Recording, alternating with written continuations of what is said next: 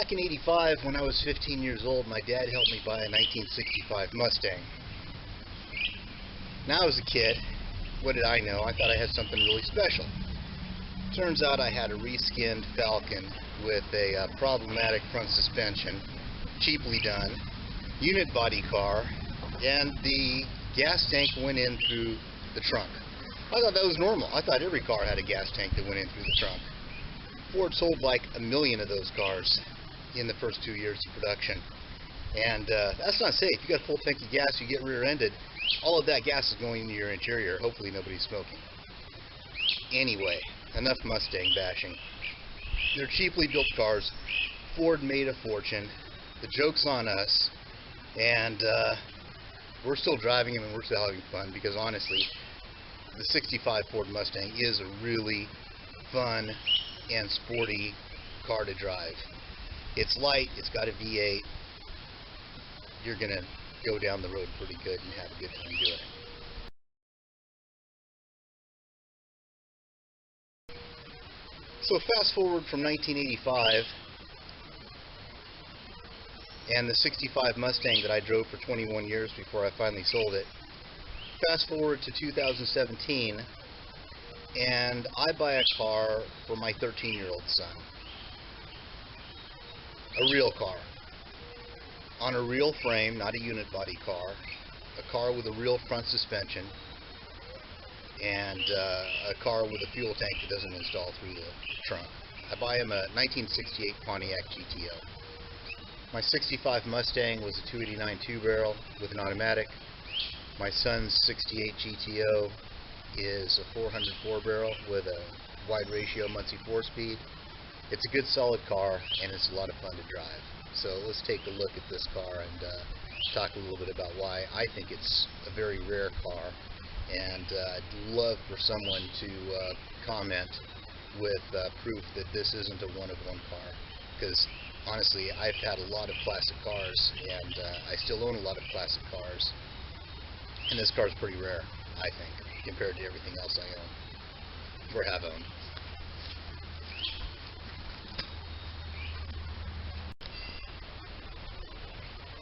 My son is 17 now, and he's been driving this car a lot. He drives it to work every day. He's saving up for a paint job. But let's talk about what this car is. It was painted black in the 80s, and it was a cheap paint job that's fallen off, and I wish all of it would fall off, because I'd like to see the car in its original April gold. My son doesn't want an April gold car, because he's 17, 17-year-olds don't like old guy colors. But I would drive it April gold with a parchment interior. He wants to paint it windward blue, which is a 69 GTO color.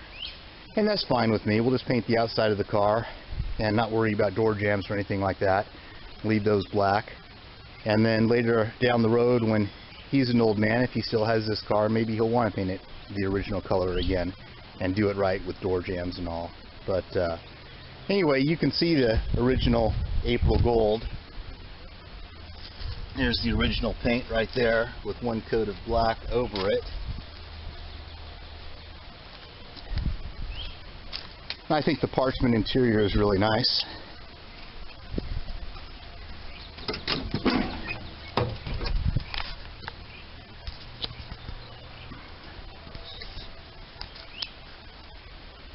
I put the 8-track player in there. That's my other hobby.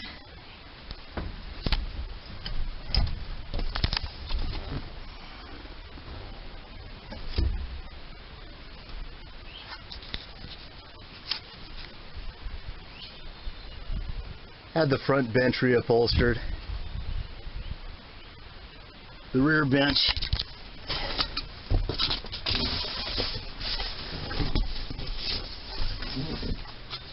just dyed it with some vinyl dye, and then new headliner, door panels.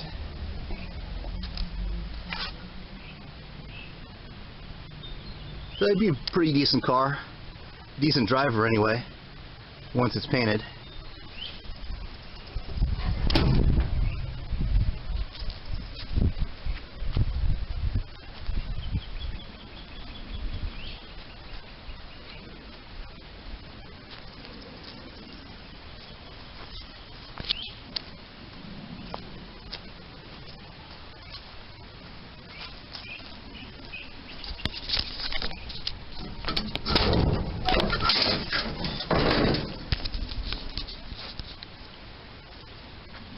We had the engine bay dressed up pretty nice, detailed out, painted everything.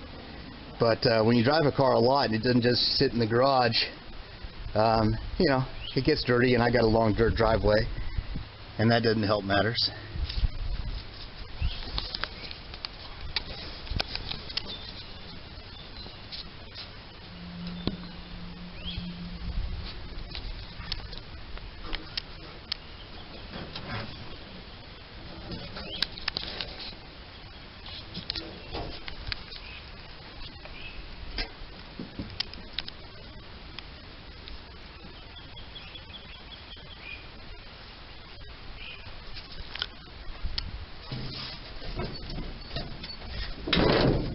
Anyway, the reason I'm claiming this car is so rare is because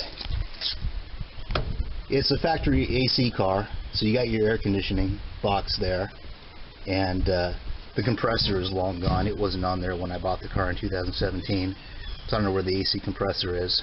But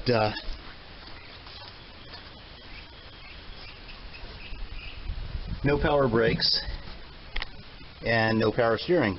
So I got the PHS report to see if that's actually how the car came, because from the body tag you can't tell if it's a power steering car or not, but the PHS report from Pontiac Historical, that'll tell you if it's a power steering car, power brake car.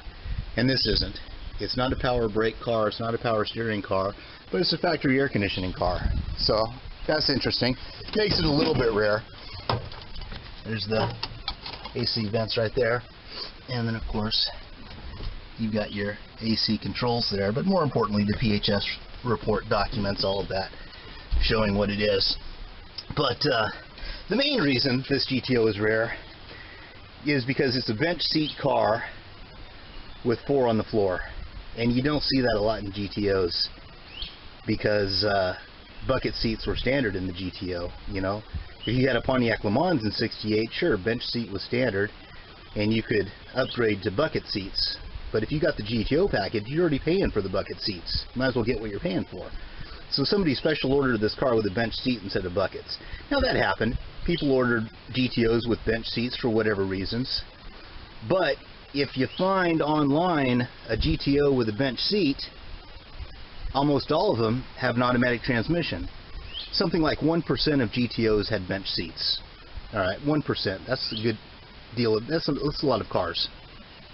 But of that 1% of GTOs with bench seats, they're almost all automatic on the column, not 4 on the floor like this one, factory.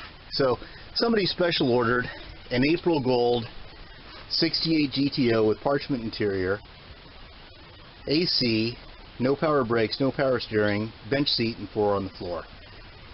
There can't be many cars like this that were built, and if there's another one, I'd sure like to see it.